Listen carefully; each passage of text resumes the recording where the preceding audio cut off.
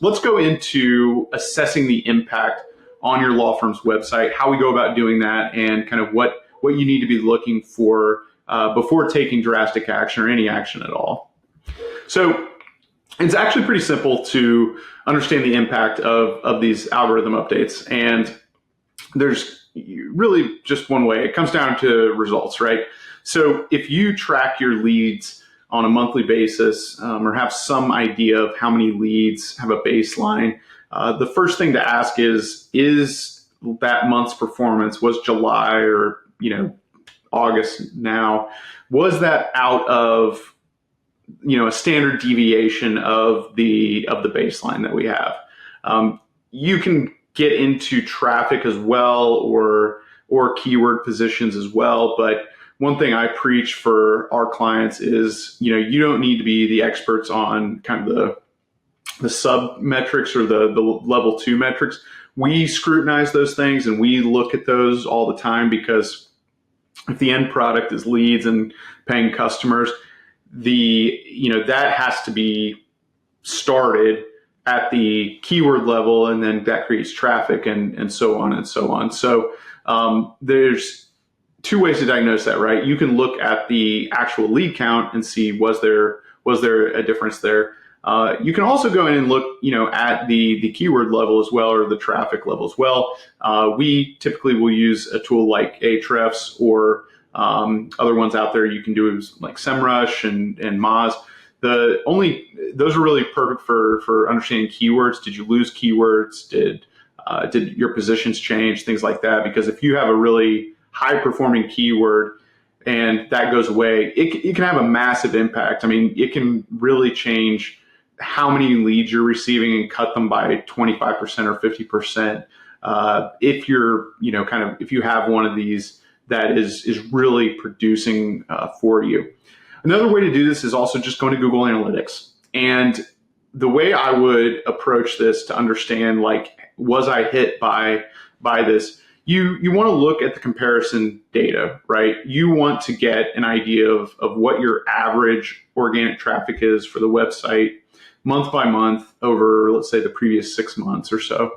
And then you want to compare your last couple months. And so you can do that in Google Analytics or most tools that are going to provide analytics by looking at July and then compare that to other periods. And you can basically just go do, change the month that you're comparing to and do it really quickly and kind of get a range for that. Now, if you want even more granularity, you can then go into the page of Google Analytics where it's going to break down the page-by-page content. And it will do effectively the same thing. You'll be able to run a comparison between one particular point in time versus previous periods. That's going to match up with a big list of content on your website. And so you'll be able to know, kind of pinpoint which pages suffered the most and which ones you need to focus on, because there's often I think misunderstanding around SEO that it's kind of monolithic in that if you have a big drop in traffic or something like that for a month, and you're coming off of a situation like this where there's an algorithm change, your first instinct is kind of to think okay, the whole ship is sinking, right? There's a big problem and it's happening with the entire website. But the truth is that a lot of times it will be isolated. The change will be isolated to one or a couple of pages.